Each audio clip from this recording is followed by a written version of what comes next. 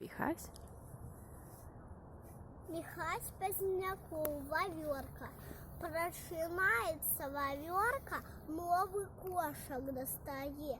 И летит між сосен громких, шмат работы у яе. Вунь поспели ўжо орехи, и грибы пошли якраз. Трэба ёй поспеть по меху, насушить их у запас. Заметут зимой завей золким снегом в край лясны, а ваверка чай согрея, звары смачны суп грибны, торт ореховый зготуе, кликне птушек до сябе, завітаєш, почастуе, вельмі смачно і цябе. Прочитаў, расказаў вершык, бухаў Марк, 5 гадоў, малайчынка.